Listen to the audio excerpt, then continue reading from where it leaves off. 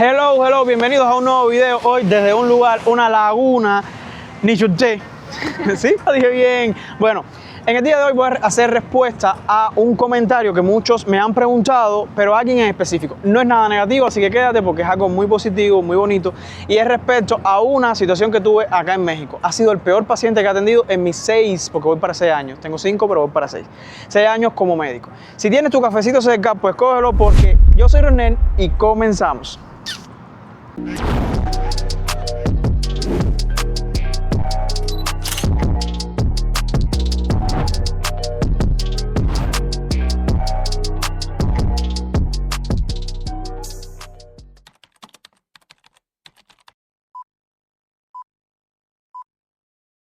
Muchos me han dicho que pueda llegar a comparar quizás, o les ha gustado las comparaciones que hago Cuba versus México, y sobre todo con la parte de la medicina, porque si hemos hecho comparaciones entre los dos países, pero en diferentes aspectos, desde la comida hasta la vida simple, cómo se nos mejora aquí en este país, ¿no? Imagínense entonces en la parte de la medicina, o sea, es algo muy diferente y que a muchas personas les causa curiosidad saber cómo se comporta la medicina o los pacientes tanto en México como en Cuba.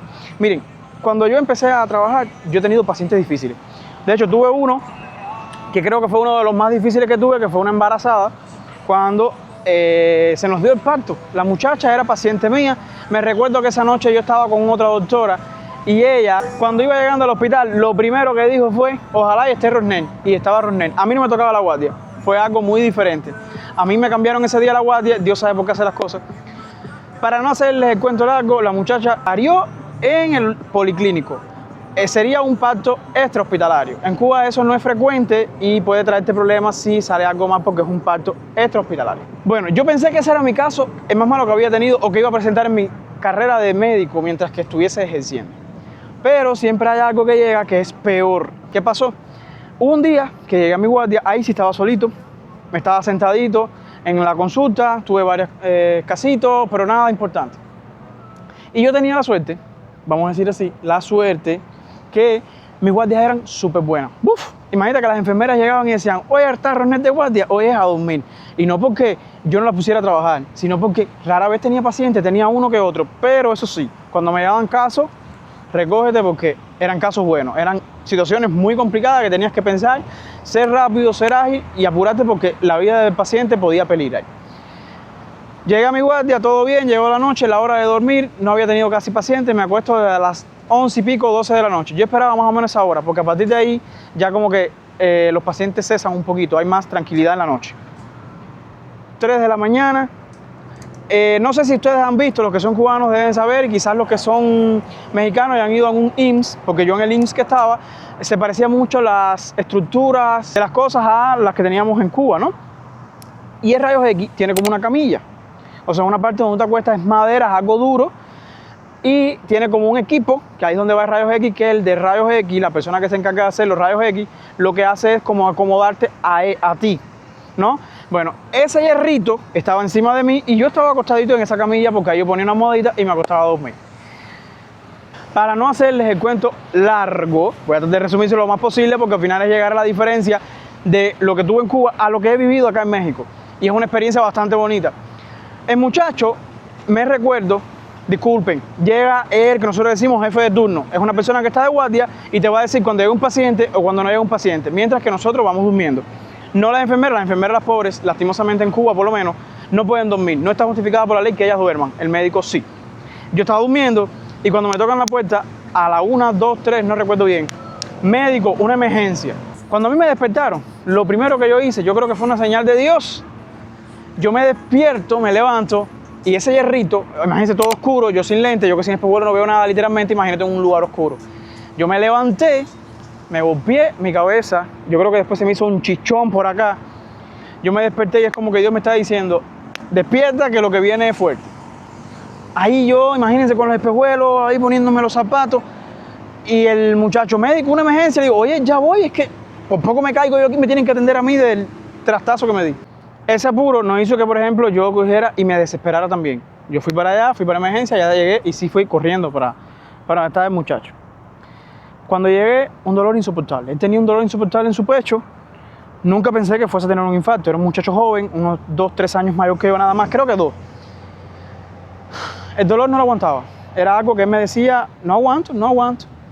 Le pregunté, ¿he fumado así? ¿Es hipertenso? Bueno, estaba subiendo la presión, le medí la presión altísima, Cuando llego, empezamos a tomarle signos vitales, todo estaba alto. Y yo decía, bueno, debe ser una hipertensión, pero tan joven, qué raro, ¿no? Una hipertensión y, bueno, a veces la hipertensión, cuando son las cifras muy altas de TA, da dolor en el pecho. Yo dije, no, esto es una presión. Vamos a darle la presión, y a ponerle medicamento para el dolor. Vamos a decir, en mi cabecita, aún no tan diestra en casos, en emergencias, yo imaginé que esa hipertensión me lo fuera a bajar y que su dolor iba a aliviar. Nunca jamás pasó eso. No me llegó a pasar nunca que era aliviar ni nada. La madre le dice, hijo, pero cálmate, relájate que estás desesperado. Le dice, es que no aguanto. Le pregunté, del 1 al 10, ¿en cuánto está tu dolor? ¿Y qué me respondió? Yo creo que un 20. Wow, eso es algo importante porque tú dices, bueno, el dolor es bastante fuerte. ¿Cómo me caracteriza el dolor? Dice que le parecía que tenía 5 personas que le estaban empujando el pecho. Así que imagínense. Yo ahí dije, no, entonces este dolor no va a aliviar tan fácilmente. Nunca llegué a pensar en un infarto. Ya le estoy adelantando que tenía el muchacho. Ahí le dije a la enfermera, carga una morfina y vamos a empezar con la morfina. Una vez que yo empecé a administrarle, el muchacho empezó a aliviar su dolor. Su ansiedad, debido al producto, al mismo dolor, empezó a bajarle. Conclusiones. Ahí le vuelvo a repetir el electro. Porque no les dije. Cuando él llegó le hice un electro y no salió nada. Literalmente no salió nada.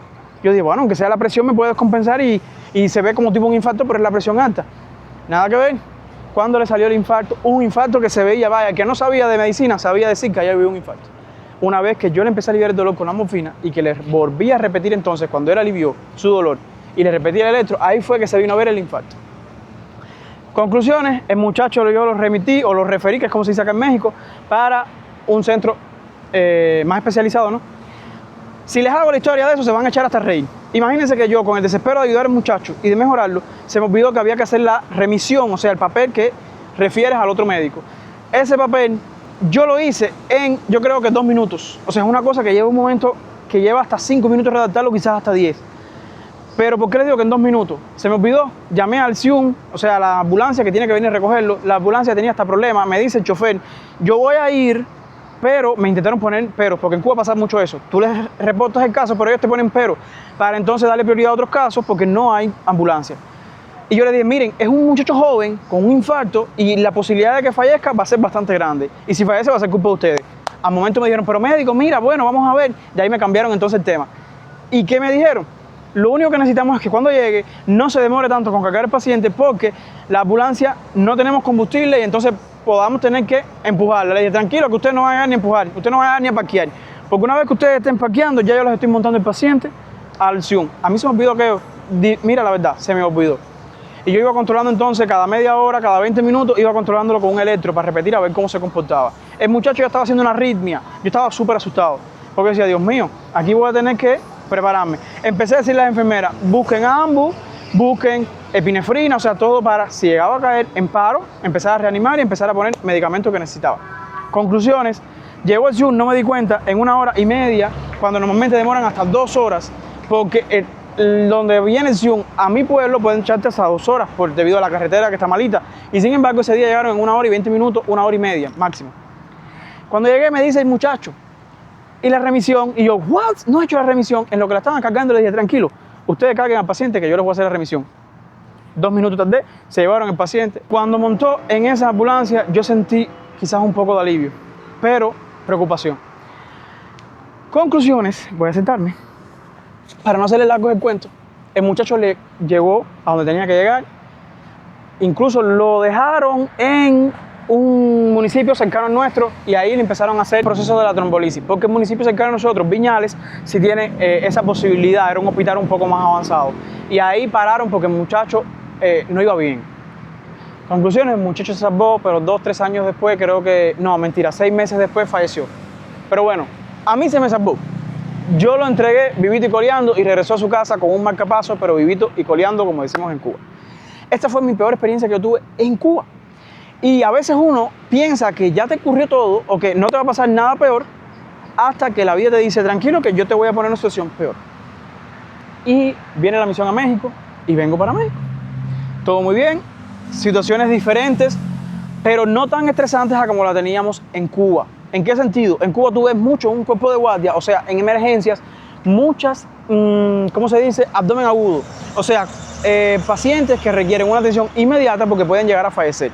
Sin embargo, en México no se ve tanto el abdomen agudo. Lo que sí se ve es mucha obesidad, hipertensión, diabetes e incluso cálculos o piedras en los riñones o piedras en la vesícula. Sin embargo, en Cuba, cuando tú veías a alguien con problemas en la vesícula, hacer un cálculo es porque ya estaba complicado y había que remitirlo para entonces operarlo. O sea, referirlo. O sea, que si llegaba a operación por un cálculo en vesícula era por eso, pero no porque fuera frecuente. Sin embargo, acá los casos eran muy diferentes, pero se podían controlar mejor. O sea, no había tanto estrés a la hora de atender pacientes. Nada que ver con Cuba. Y aquí es donde vienen todas las comparaciones. Aquí es donde llegó mi choque. Primero, los pacientes de acá, como lo dije en un video, no son escandalosos. Ellos saben lo que es literalmente la palabra paciente. Esperar paciente, o sea, calmado por tu turno, ¿no? Bueno, ellos sí entendieron, los mexicanos, felicidades, ustedes entendieron lo que significa ser la palabra paciente. Eso fue el primer choque. Pacientes así tan respetuosos, ay, qué raro, que no armen tanto lío afuera porque están esperando que lleven aunque sea con un dolor. Lo otro, venían y te decían, porque tengo un dolor en el pie, y tú le decías, bueno, del dolor del 1 al 10, tú lo veías normal, como estoy hablando yo con ustedes, del 1 al 10, ¿cuándo te duele? Un 8. Miren, sin mentira ninguna, yo los miraba como con un 8. Yo llegué a pensar que los pacientes mexicanos eran algo histriónicos. Histriónico es una palabra que se usa mucho en psicología para describir a una persona que le gusta como que poner un poco más de lo que está teniendo, como que le gusta llamar la atención, que son personas que les gusta mentir con facilidad. Y me disculpan, no estoy ofendiendo porque sé que hay algunos haters por ahí que van a venir. Si vienes a hablar más de México, por favor te vas a tu país. Escuchen y analicen lo que estoy diciendo. Yo llegué a pensar y yo dije, bueno, quizás es que su característica es ser histriónicos. Y no es que eran histriónicos, es que los adaptaron, que aunque a ti te duela, tú no tienes por qué gritar, tú no tienes por qué armar un aspaviento, como decimos en Cuba. O sea, más mucho drama, mucho tema. En Cuba no, en Cuba un dolor 8 te vas a dar cuenta que la persona te lo exagera y parece un 20. De hecho, te van a decir así, de 1 a 10, no, a mí me duele un 15, un 20. Porque somos exagerados. Y yo llegué a pensar, yo dije, no, un mexicano no me puede decir que te duele en 8, que te puede doler tu pie tanto, cuando tú me lo estás diciendo normalmente. O sea, eso a mí me sorprendió, ahí fue el primer choque que tuve. Mira, otra cosa que me llamó la atención fue que yo llegaba y tú les preguntas, o sea, la doctora que trabaja conmigo, escolaridad o no, ¿sabe leer o escribir? Miren, todas las hojas de... Me está interrumpiendo la grabación, muchacho. ¿Se ve? Todas las hojas de a la hora de anotar una emergencia decían, ¿sabe leer o escribir? A mí eso me llamó la atención. ¿Por qué? Miren, en Cuba existen muchas, por ejemplo, nuestros abuelitos no son muy aventajados porque sufrieron una etapa de lo que se dice alfabetización, pero saben leer o saben escribir. O sea, casi es raro que tú veas en Cuba una gente que no sabe leer y escribir. Y me recuerdo que un muchacho, 32 años, o sea, prácticamente era la mía, y le preguntaron eso. De hecho, yo dije, bueno, si le están preguntando eso, es porque la pregunta es necesaria para todo el mundo. Porque dije yo en mi subconsciente, ¿cómo es posible que una persona de 32 años tú le vayas a preguntar eso? ¿Y qué dijo el muchacho? Yo no sé ni leer ni escribir. Yo estaba escribiendo y yo reaccioné y le dije a la muchacha, a la que trabajaba conmigo, ¿en serio pueden haber gente con esa edad que no sepan leer y escribir? Está bien para unos viejitos porque en mi país pasa que existen personas mayores que no saben leer y escribir. Y no más porque esas personas quizás sufrieron una etapa de cambio después de un triunfo de una revolución y todo eso que tuvieron que alfabetizarlo. Pero en México, o sea, no lo concebía. Porque uno no conoce mucho este país y entonces eso te sorprende. Y tú lo ves y tú dices, no, todos saben, todo. Yo no entendía que podían haber personas, voy a sentarme, que no sabían leer ni escribir y eso me llamó la atención. Bueno, pero no es el caso. Les quiero decir, los choques que estuve teniendo es lo que les quiero hablar. El 31 de diciembre de 2024, esa fecha no se me va a olvidar, porque como les dije, cuando piensas que todo, ya, o sea, no hay un caso que esté peor, viene Dios y te dice, este va a estar peor. Pacientes los nunca vistos. Yo tuve pacientes en Cuba que atendí bastante, días de echarme, no sé, unos 15, 20 pacientes por arriba, como quien dice, anotando, viendo, o sea, bastante. Y llego a México y en México no había tenido tanto, es lo otro. Eso fue otro choque. O sea, aquí cuando atendía 7, yo en Cuba atendía 30. Y aquí tú atendías 7 y tú los veías a veces que decían, ay, como he atendido. Y yo dije, ¿en serio? Si yo en Cuba me echaba 30 y... Como si, dale, más pacientes. Y entonces ver 7 era como una ganga para nosotros, un pan comido, o sea, era algo fácil. Esa noche, el 31 de diciembre, no fue nada fácil, porque aparte del papeleo, hubo bastantes pacientes. Imagínense entonces que casi todos eran emergencias, porque casi todos eran dolores. Y cada vez que le preguntaba a alguien, ¿qué te duele? No dolor. Parece que en esas fechas, como la gente aumenta lo que es la comida con grasa, con calorías, o sea, los malestares en el abdomen eran frecuentes. Y decía, Dios mío, 31 de diciembre, es el fin de año, la gente tiene que estar en su casa descansando. Yo pensé que iba a ser igual que en Cuba el 31 de diciembre es una de las mejores guardias que se pasa porque ni pacientes van. Sin embargo, el 1 de enero ya recógete, porque ahí sí, todos los que comieron ayer bastante, vienen con dolor abdominal, vienen con diarrea, vienen con borrachera, porque ya se, como dicen aquí en México, crudos, porque ya tomaron bastante el día anterior y van, me ensucié. Y entonces llegan crudos porque ya van al otro día a refrescar esa borrachera. Acá nada que ver. No veo ninguno borracho, pero sí todas las cámaras tenía llenas. Y cada vez que iba saliendo de uno, venían 2. Y saliendo de uno, venían 2. Entonces, ¿cuál fue mi problemita acá? ¿Cuál fue mi choque? ¿Cuál fue mi paciente más importante para mí decirlo que fue que más me chocó acá en México? Un bebé de 15 días de nacido. Esto creo que lo he dicho en 1 o 2 en vivo cuando yo estaba en Abasolo. Todavía, si acaso llevaba 3-4 meses cuando estaba... No, 3-4 meses no, porque si fue en diciembre, llegué en agosto, ya unos cuantos meses en México. Vamos a decir que en enero, febrero del año pasado. Miren, eso fue realmente algo, una situación bastante estresante, bastante impactante. Porque imagínense que llega un médico, tú estás atendiendo 3 pacientes que tienen con dolor, y llega un médico y te entrega un pacientico, aquello parecía, como decimos nosotros en Cubita, una cosita pequeñita. Te la van a poner ahí en una camilla, que te digan, un médico, o sea, que tú sientas que estén diciendo un médico, y tú escribiendo, y cuando miras para la puerta, es otro médico que te trae un bebé de 15 días de nacido, o sea, un recién nacido. Imagínate entonces que si tú ves, es que no les puedo comparar una profesión para que tú veas un constructor y que venga un constructor a decirte, necesito un constructor. Te pongo ese ejemplo. Imagínate que un médico venga diciéndole a otro, un médico, niño, ¿y tú qué eres? Ya eso a mí me mató, porque si tú médico me vienes diciéndome un médico, eso a mí me impresionó, me impactó. Yo ahí rápido solté las cosas y voy para la camilla. El bebé cianótico, moradito, para que me entiendan. No se sabía realmente qué es lo que tenía, pero tenía mucho flujo nasal. A esa hora entonces, a saber el peso, a calcularle todo, tenía falta de aire, estaba poniéndose cianótico, la madre llorando y los familiares también. ¿De dónde venía el bebé? Era diciembre, y donde yo estaba, como es pegado a la frontera, muchas personas que son de ese pueblo tienden a venir en esas fechas de Estados Unidos. El bebé era de los Estados Unidos. ¿Por qué les digo esto? Porque mientras que el bebé se estaba poniendo grave, ahí en la camilla, tuve que reanimarlo 3 veces. La primera vez que me lo trajeron y salió de aquello el bebé, empezó a cambiar su coloración. Su fontanela, no sé cómo le dicen acá, la parte de adelante, en Cuba se le dice mollera, la mollerita. Bueno, la mollerita del bebecito, la fontanela, esa parte de ahí se estaba deprimiendo, o sea, estaba bajita. Cuando eso pasa en un bebé es un signo de alarma, porque aparte de cianótico que se está deprimiendo, ese niño no está bien. Imagínate entonces verle la mollerita, que cuando tú la tocas en el examen físico, esto no está bien. Empecé a reanimar el bebecito salió de aquello, todo camadito, unos 5 minutos de tranquilidad. Se lo doy a la madre para que la madre le dé pechito. Y cuando empieza a darle pecho, el bebé empieza a abrir su boquita, igual a quedarse cianótico y echándose para la cabecita para atrás. O sea, volver de nuevo el cuadro mismo con el que me lo habían traído. A esa hora el médico que me lo trajo ya no estaba. O sea, es como que ya yo llegué, yo te lo entregué, yo me voy. No fue capaz de presentarme el caso. Bueno, eso no era importante en ese momento. Pero imagínense, tú solo. La doctora, la otra, nos habíamos turneado, era cubana. Y nos habíamos turneado para separarnos, aunque sea a las horas, pensando que no iba a estar tan difícil. Cuando sintió ese reguero de personas entrando, la otra doctora salió a ayudarme. Aquello me impactó porque reanimar un bebé nunca me había pasado. O sea, 3 veces tuve que reanimarlo. Se lo quité a la madre 2 veces de ahí para ponerlo. ¿Qué me dijo una de las pacientes? Que eso sí me molestó, porque un médico no mira la raza del bebé o de la persona, no miras la nacionalidad de la persona, que porque seas de una nacionalidad mejor, porque no creo que haya una nacionalidad mejor, ¿no?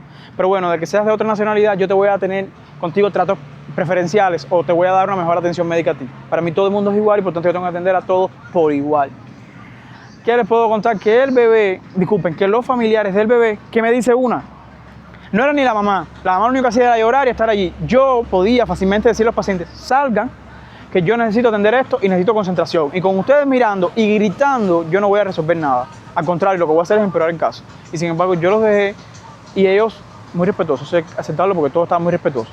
Pero una de las familiares saltó y dijo, ustedes saben muy bien que ese bebé no es de aquí, ¿eh? Y yo le dije, ¿cómo? O sea, yo llamando hasta el director a esa hora, porque esa hora era, llama al director para que conozca el caso. Y el director no cogía ni la llamada, imagínense, eso era las 3 de la mañana, ¿quién va a estar? Quizás ni oía el teléfono. Y cuando yo oí aquello, como médico, yo tengo que salvar la vida del paciente, a mí no me interesa lo que está hablando el otro. Pero cuando aquella muchacha soltó eso, no me pude aguantar como cubano al fin y tuve que decirle algo que no les gustó, pero tuvieron que sacarla a ella porque se dieron cuenta de que ella no había dicho algo correcto. Cuando ella dijo, ¿ustedes se dieron cuenta de que ese niño no es de acá? O sea, pueden tener problemas si a ese niño le pasa algo. Mire, lo mío es salvarle la vida al muchachito. Lo mío no es, o sea, a mí no me preocupa de dónde sea. A mí lo que me hace falta es salvarle la vida. Porque él lo que necesita ahora es que le salven la vida. No sé de qué nacionalidad es. Lo mío, yo estoy haciendo lo que me toca. Bueno, ella hizo así, dice, no, yo sé, usted sabe. Pero bueno, para que lo sepa, dígale, bueno, eso dígaselo a otra persona, pero a mí, por favor, déjame hacer lo que me toca. La muchacha tuvo que, la gente la sacó porque dijeron, niña, te pasaste. O sea, ese tema no viene al caso. Como bien está la situación del niño que haya que reanimarlo 3 veces y que tú vienes a soltar eso, bueno. Conclusiones. ¿Por qué fue estresante la situación? Porque cuando hubo que remitir al muchachito, me tuve que ir en la ambulancia. Una ambulancia que, como siempre, como yo les dije a ustedes, yo llegaba peor que el paciente. Entonces otro choque fue ese. En Cuba, el médico no traslada al paciente. En México, donde yo estaba, el médico tenía que trasladar al paciente y irse con una enfermera. Eso también me chocó porque yo no estaba adaptado a eso. Y en primera, en una ambulancia van rápido. Y una cosa que a mí me marea en los autos es que tú vayas rápido, después lento, después rápido y después lento. Eso a mí me mata. Ya llego vomitando. Cuando llego con el bebé, bueno, se fue otro choque, como les dije. Ir con el bebé. Ahí nos llevamos las cosas que nos hacían falta, ya el bebé iba bien, ya no hizo más episodios. Pero mientras que se intentaba dormir, yo le hacía así por la planta del pie. Chiquitico, que era una cosita chiquitica y haciéndolo así. Él lloraba y despertaba, pero por la maquinita que lo teníamos monitoreando, nos dábamos cuenta si su frecuencia cardíaca iba bajando. Cuando iba bajando, la enfermera me avisaba porque yo tenía que bajar la cabeza porque me estaba mareando. Y no cumplía objetivo que yo fuera mal si yo tenía que estar al tanto del bebé. Entonces yo miraba, todo bien, déjame bajar la cabeza porque me voy a marear y va a ser peor y me van a tener que dar a mí entonces reanimación a mí. Y cuando la enfermera me tocaba, miren, eso es otra cosa, esa enfermera era como decirle, esa mujer no se mareaba, yo no sé cómo ella no aguantaba, ella no se mareaba. Y cuando ella me avisaba que veía que la frecuencia cardíaca del bebé empezaba a disminuir, yo le hacía esto y el bebé o le hacía así como una cosquillita en su pie. A momentos reaccionaba, lloraba y volvía a su frecuencia cardíaca y todo bien. Así me eché casi todo el camino de 1 hora y media, casi 2. Yo no veía la hora de llegar. Cuando llegamos, ¿cuál fue el otro choque que tuve? Fue el clase de hospital al que yo me estaba enfrentando. Miren, hay algo muy diferente acá en el nombre de cómo le llaman al hospital de los niños acá y cómo se le llama en mi país. En mi país, cuando tú dices, me refieren o me remiten al niño al pediátrico, o sea, ya tú sabes que es el hospital de los niños.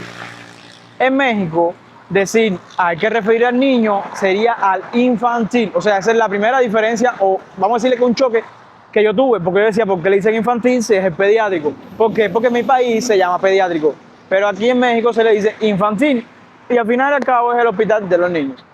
Entonces mi choque fue ese, cuando yo llegué, que yo me bajé de esa ambulancia con un guante en la mano, porque era lo que tenía más parecido a una bolsa donde yo pudiera vomitar en caso de que yo vomitara. Miren, yo venía mal, yo venía pálido. La enfermera se preocupó cuando yo me bajé de allí y me dijo, ¿te sientes bien?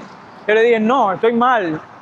Lo que quiero es ya presentar el casito, dejar al niño y a ver si nos podemos sentar en la parte de adelante de la ambulancia para yo coger aire porque iba mal, la verdad. A mí cuando voy a un carro me gusta ir adelante para ir observando. Eso me hace marearme menos. Cuando yo me bajé, que yo vi aquel hospital, en mi vida había visto un hospital tan grande. Las condiciones, lo lindo que estaba, no sé si era particular, no sé si era estatal. Lo que yo sí sé era que tenía unas puertas grandísimas, aquí parecía un castillo. Miren, las puertas, acá es muy común que tú vas a un mercado y ves que las puertas se deslizan, ¿no? Una vez que tú te estás acercando, son como por sensor, ellas se abren. Aquello era el doble de la puerta de un mercado. Aquello estaba hermoso. Cuando yo vi aquello dije, esto es un hospital. Yo no recuerdo si yo le pregunté a la enfermera si era particular o si era del Estado, pero yo sí sé que era el supuesto infantil. Aquello era hermoso y era la parte de emergencia. Cuando yo entré, aquello estaba inmenso, grandísimo. La limpieza, la cantidad de medicamentos, la cantidad de personal, silencio total. O sea, a ver, había personas hablando, pero nada que ver a cuando tú llegas a un hospital en Cuba, de la bulla que hay, el ruido, las condiciones precarias, aquello era todo diferente. Eso fue un gran choque. Y llegando, me recuerdo que me recibe una doctora y una enfermera. Pero ellas se me quedaron mirando porque en primera yo estaba muy blanco, muy pálido y era por los mareos que traía. Yo no estaba bien, yo estaba desmayado literalmente. Y ellas se me quedan mirando y cuando yo les digo, ahora les presento el caso, la enfermera fue directico a recoger una torunda de algodón con alcohol para darme para mejorar un poco porque ella me vio mal. Fíjate que ella entró directo a eso. Y yo dije, bueno, ella entró porque ella conoce el lugar. Y cuando la veo viene con su turundita de algodón y alcohol para darme, para que yo mejorara. Y ella me dijo, no, es que yo te vi tan mal que yo fui directo a eso. Les presento el caso, pero con mi acento cubanito, que todavía venía hablando muy rápido, que tenía que empezar a hablar despacio para que los mexicanos me entendieran, ellos se me quedaban mirando y hacían esto, como que tratando de escuchar. Al yo ver eso, ya esa era la señal que a mí me decía, estás hablando rápido, darle suave. Y entonces volví a repetirles el caso, explicándoles cómo había pasado todo, para que ellos me entendieran porque no entendieron. La enfermera se echó a reír porque ella sí me entendía, ya estaba adaptada a mi forma de hablar, de lo rápido que hablamos los cubanos, pero ellos no. Y ella lo único que les digo, ay, espérense un momentico, es que es cubano y viene mareadito, pero ya él les va a presentar el caso mejor. Ya les presenté el casito, dejé el casito, me quedé con el número de los padres y como a los 3 días o una semana los llamo y me dijeron que al final todo había quedado en una insuficiencia respiratoria que hizo el nené, que todo estuvo muy bien, el protocolo que se siguió con el bebé, todo estuvo muy bien, lo que se le administró y bueno, que le dieron el alta y que lo iban a hacer una consulta con un cardiólogo, pero ya iba a ser en los Estados Unidos. La mamá lo único que decía era que se salve mi hijo y su hijo se salvó. O sea, lo que se estaba buscando se logró. Pero les puedo decir actualmente que ha sido la peor experiencia que he tenido. Y mi peor experiencia como médico ha sido en México. Y no de las malas, sino como enseñanza, porque al final todo esto es enseñanza. Todos los médicos tenemos, yo creo que no existe ninguno que se haya escapado de una situación difícil, de un caso en su vida difícil, pero que ha salido, quizás muchos no lo lograron sacar y otros sí los han logrado sacar. Pero todo es una enseñanza. Y sí quería compartirles esto porque alguien me preguntó, cogimos mal lugar, ponernos aquí. Bueno, es que no había tanto ruido hasta que no pasaran las motos. Seguimos.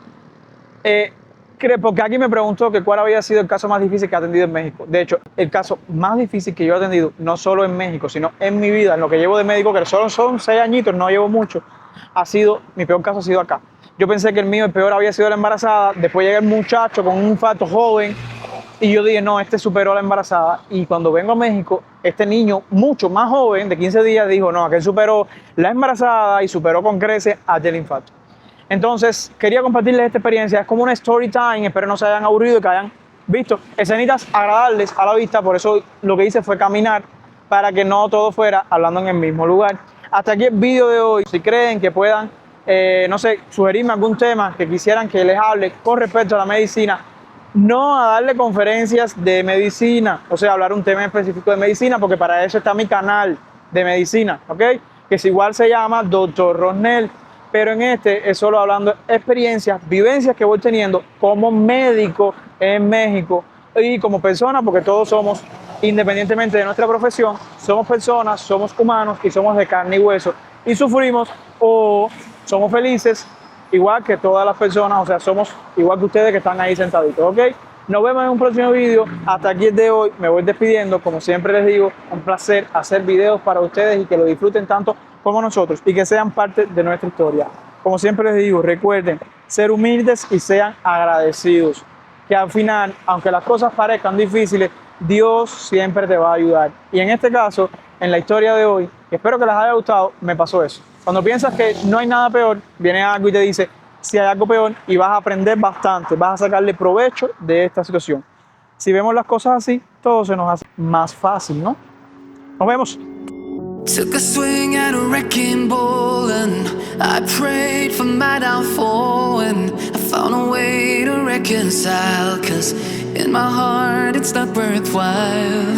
It's a bloody battlefield where some go down, others heal. In the end it's all the same. All you can do is play the game.